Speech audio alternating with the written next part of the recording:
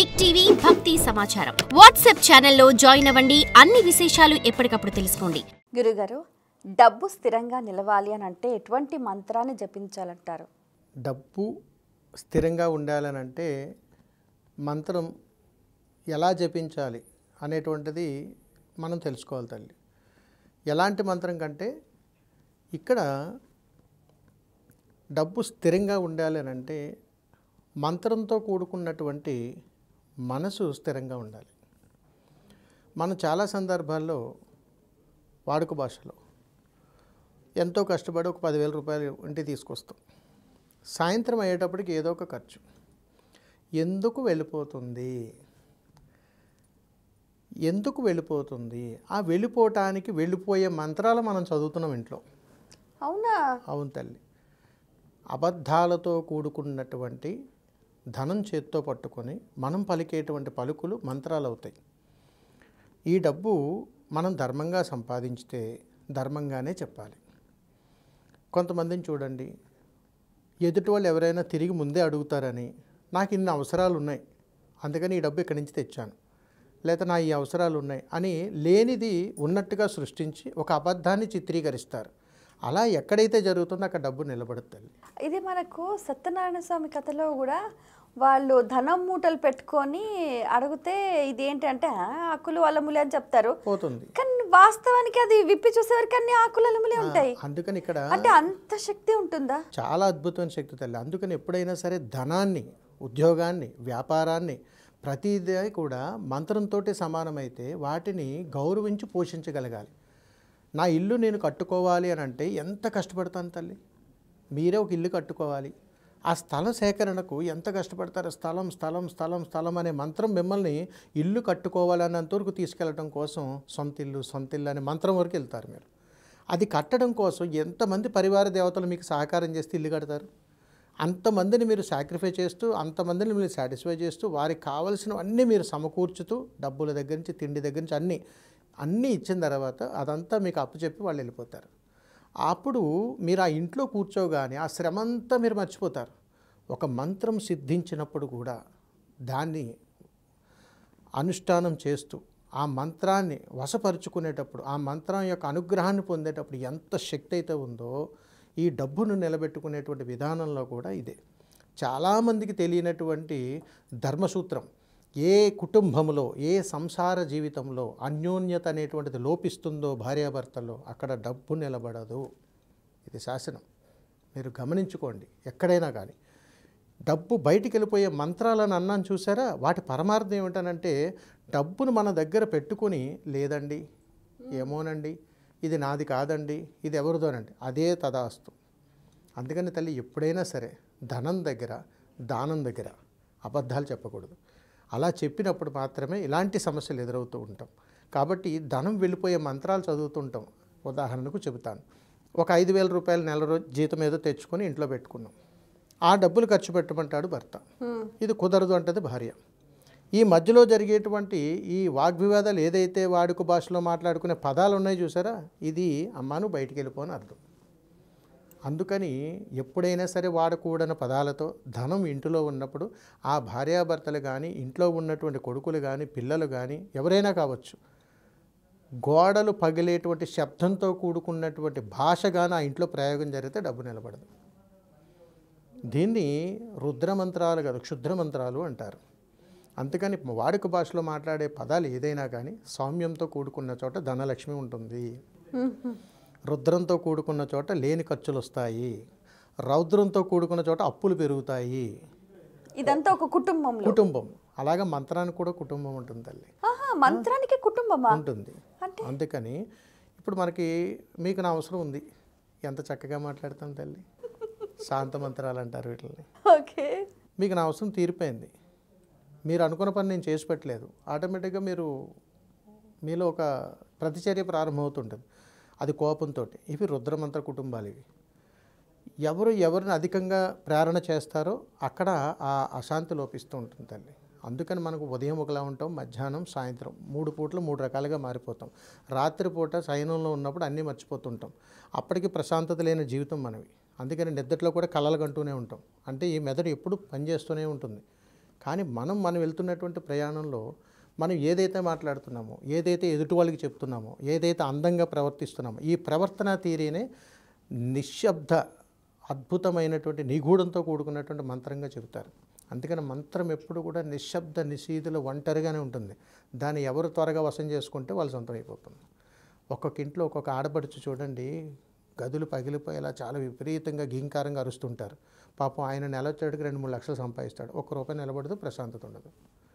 అమ్మా నువ్వు వెళ్ళిపో, దేవతను ఎప్పుడు కూడా ఆహ్వానించాలి, పొమ్మని చెప్పకూడదు. మన ఇంటికి వచ్చిన బంధువులను మనం ఎంత ప్రేమతో ఆహ్వానించి కూర్చోబెడితే వాళ్ళు అంత చక్కగా తిరిగి బయలుదేరి వెళ్ళేటప్పుడు మంచి ఆశీస్సులు ఇస్తారు. అలాగా ధనం కూడా అంతే తల్లి. ఇప్పుడు ధనాన్ని తయారు చేసుకున్నది ఎవరు? మనమే. అది ఎవరిని శాసిస్తుంది? మనల్ని. మరి అది మనల్ని శాసించేటప్పుడు దాన్ని సిద్ధం చేసుకునేది, తయారు చేసుకునేది మనమైనప్పుడు దానికి మనం లోబడే కదా ఉన్నాం. ఆ లోబడి ఉన్నటువంటి మన మనస్తత్వాన్ని ఎందుకు మార్చుకోలేకపోతున్నాం? అందుకని కోపమున్నా ప్రమాదమే, అసూయున్న ప్రమాదమే, ద్వేషమున్న ప్రమాదమే. వీటన్నిటికీ ప్రతీకార చర్యే ధనం లేకపోవటం. ఇవన్నీ అంటే కుటుంబంలో అప్పుడప్పుడు వస్తూ ఉంటాయి కదా. మరి ఈ ధన సమస్యలు ఎప్పుడూ ఉంటూనే ఉన్నాయి కదా. ఇప్పుడు ఒక దీపం పెట్టండి అమ్మా, డబ్బులు తీరిపోతాయా అని చెప్తాను. దీపం పెట్టగానే డబ్బులు తీరిపోతాయా? వచ్చేస్తాయా? దానికి కావాల్సిన నిబద్ధత ఇవన్నీ ఉండాలి. అందుకని ఒక మంత్రం చదివినప్పుడు ఏమని చెప్తారంటే, ఇలా అనగానే అయిపోతుంది. ఆ మంత్రంలో ఉన్నటువంటి పరమార్థంలో నేను తెలుసో తెలియక ఎక్కడో పొరపాటు చేసేసాను, ఆ పొరపాటుకు ప్రక్షాళనగా ఈ దీపాన్ని పెడుతూ ఇది ప్రాయశ్చిత్తము, ఈ మంత్రాన్ని పలుకుతున్నాను కాబట్టి నా నోటంబట ఎప్పుడైనా నేను వాడకూడని పదాలు కానీ వాడి అమ్మా నువ్వు వెళ్ళిపో అని నేను అనుంటే నన్ను మన్నించి ఒకసారి నా ఇంటికి రా అమ్మా అని దాని పరమార్థం. అది మంత్రంలో ఉన్న గొప్పతనం. అది మనం తెలియకుండా ఈ మంత్రం చదివితే డబ్బులు వచ్చేస్తాయి. చదివి చూస్తేగా తెలిసేది. ఇప్పుడు ఏమీ చేయకుండా విమర్శిస్తే ఎట్లా వస్తాయి తల్లి? ఆహ్వానించినప్పుడు వచ్చినప్పుడు చూద్దాంలా అని అనుకుంటాం. నిజంగా వచ్చారా అని అనుకుందాం, ఎంత కంగారు పడిపోతాం. కానీ ఆ సమయంలో మన మనసు చాలా ఆనందపడుతుంది. మీరు రారనుకున్నానండి, వచ్చేసారండి అని ఆనందపడిపోతుంటాం. కానీ ఆ 2 నిమిషాలు, ఆ క్షణంలో, ఆ ఉత్తర క్షణంలో మన మనసుకి ఏదైతే ఆనందం కలిగిందో చూసారో అది నిజం. ఆ నిజం ఉండాలి ధనం దగ్గర. అంతే తప్ప ధనాన్ని జేబులో పెట్టుకుని నా దగ్గర ఏమీ లేదు, ఆకలితో వస్తుంటాడు, నీ స్నేహితుడే పక్కన ఉంటాడు, పాపం అతన్ని తినడానికి ఏమీ లేదు, నీ దగ్గర ఉన్న దాంట్లో నువ్వు ఇస్తే నీకు వేరే రూపంలో అనుగ్రహం వచ్చేస్తుంది అక్కడ.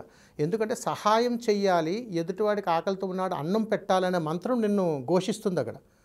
కాబట్టి ఎప్పుడైతే ఆ సంకల్పం నీలో ప్రేరణ కలిగిందో నిన్ను ఇంకొక రకంగా వెళ్ళే ధనం కూడా అక్కడ ఆగిపోతుంది.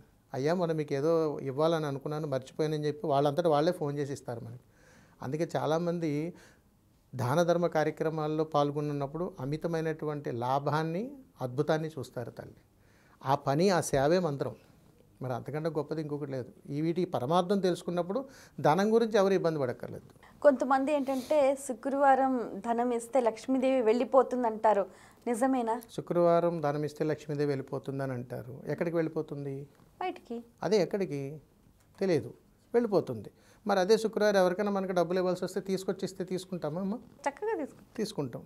మరి పుట్టినింటికి అమ్మాయిని పంపించాలంటే శుక్రవారం కదండి పంపించనండి అంటారు. ఇదంతా మూఢనమ్మకం తల్లి, కొట్టుపాడేస్తాం. ఇలాంటిది ఏమి ఉండదు.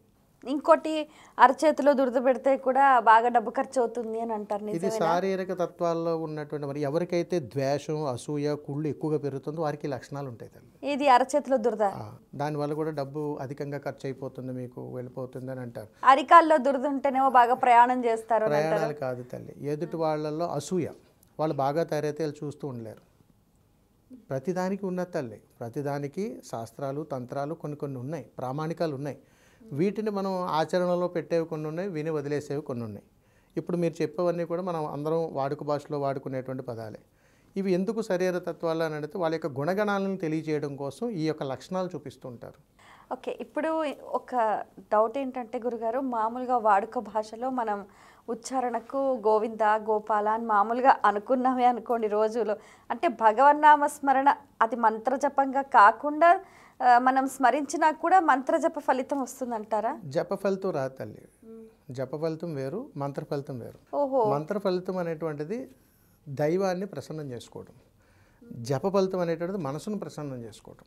అందుకని మనమే సర్ది చెప్పుకునేటప్పుడు చాలాసార్లు అదే పదాలు వాడుతుంటాం. ఓం నమ శివాయ అంటే అందరు, కొంతమంది అదే నామస్మరణ ఉండదు. ఆ పదం పలికితేనే వాళ్ళ మనసు సంతృప్తి చెందుతుంటుంది. దాన్ని మంత్రం అని అంటారు. అలాగని జపంలోకి రాదు. అందుకని మనసును సంతృప్తి పరచుకోవడం కోసం ఏదైనా ఒక నామస్మరణ ఆ దేహం ఎప్పుడూ కోరుకుంటూ ఉంటుంది, అలవాటు అయిపోతుంటుంది తల్లి. గాం విందేతి ఇది గోవింద, ఎప్పుడు గోవింద అంటే కూడా పాపాలు పోతాయి అంటారు కదా. తెలిసి చేసినా తెలియక చేసినా పాపం పాపమే, పుణ్యం పుణ్యమే. పుణ్యాలు పాపాలుగా మారు, పాపాలు పుణ్యాలుగా మారు. మన ఆయుష్ పెరుగుతుంటుంది, వయసు తరిగిపోతుంటుంది, మరణానికి దగ్గర అవుతుంటాం. అది ఎంత నిజమో ఇది అంత నిజం. మన ఆత్మ సంతృప్తి మాత్రమే. నేను పుణ్యం చేశాను, నా పాపాలన్నీ పోతాయి అనుకుంటే అందరూ పుణ్యాలు చేయడం మొదలు పెడతారు, ఇంకా పాపాలు ఎక్కడ కనిపించవు. కాబట్టి నిజమెంతో నిజమో అబద్ధం కూడా అంతే నిజం తల్లి. అందుకని ఇవన్నీ అపోహలు. కొన్ని విషయాల్లో కొన్ని సందర్భాల్లో నేను ఇక్కడ దానం చేశాను నాకు పుణ్యం వచ్చేసింది, మరి చేసిన పాపాలు ఎవరికి అడుగుతారు? సమాధానం ఉండదు. నువ్వు పాపం చేసేసావు, శిక్ష అనుభవించాల్సిందే. అంతే తప్ప నేను ఈ పుణ్యం చేయటం వల్ల అది పోయిందంటే కుదరదు. కాలు విరిగిపోయింది తల్లి, ఇంకో మంచి పని చేస్తే ఇది ఎలా అతుక్కుపోతుంది? అతికేగా. అందుకని ఇవి మారవు తల్లి, మన ప్రయాణం మన ధర్మంలో ఉన్న సూత్రాలు ఇవి. ఆ ధర్మాన్ని నువ్వు నిలబెట్టాలి, అది వికటిస్తే ఆ ధర్మాన్ని నువ్వు అనుభవించాలి. ఇది శాసనం.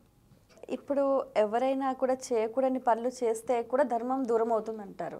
ధర్మాన్ని కాపాడలేనప్పుడు ధర్మం అనే పదం కూడా మనం పలకూడదు తల్లి. ధర్మాన్ని మనం కాపాడగలిగితేనే అది మనల్ని రక్షిస్తుంది అంటారు. అందుకే ధర్మం రక్షిత. అంతేగాని ధర్మం జోలికి మనం పోయి ధర్మాన్ని పట్టించుకోకుండా ఉంటే మనం అధర్మపరులు అయిపోతాం. అందుకని ధర్మానికి ఎప్పుడు కూడా మనం ప్రాణం పెట్టగలగాలి. అందుకనే చూడండి, ఏ జీవరాశి అయినా తన ధర్మాన్ని తను నిర్వర్తిస్తుంది. అందుకనే దానికి ఆ పేరు ప్రతిష్ట అలా ఉంటుంది. మనం కూడా చాలా వాడుక భాషల్లో జీవులకి మనుషులకి పోలికలు చేస్తూ ఉంటాం. ఇలా ఉన్నావు చూడు, అలా ఉన్నావు చూడు అని చెప్పేసి మూగజీవాలని ఇతరితరాలని, అంటే మనకి ఈ సమస్త సృష్టిలో ఒకరినొకరిని పోల్చడం ఎలాగైతే ఉంటుందో ఈ విధానాల్లో మార్పులు చేర్పులు కూడా అలానే ఉంటాయి. అలాగే ఒకళ్ళు భగవత్ స్వరూపంలో ఉన్నాం, ఒక లక్ష్మీదేవిలా ఉన్నాం, అదే నోటితో మళ్ళీ వేరే వాడుకోవడం పదాలతో వాడుతూ ఇలా ఉన్నాం అలా ఉన్నాం అని చెబుతుంటాం. అది ప్రతిదీ మంత్రానికి రిలేటెడే తల్లి. మనం ఇది చదివితే ఇది వచ్చేస్తుందా, ఇది చదివితే ఇది అయిపోతుందా, లేకపోతే ఇలా పాపాలు పోతాయి, ఇలా పుణ్యాలు వచ్చేస్తాయని మనం ఎలా మాట్లాడుకున్నా మనం ఆ పదాన్ని వాడేటువంటి విధానాన్ని బట్టే ప్రయాణం అనేటువంటిది ఆధారపడి ఉంటుంది. For more videos like this, subscribe Big TV channel.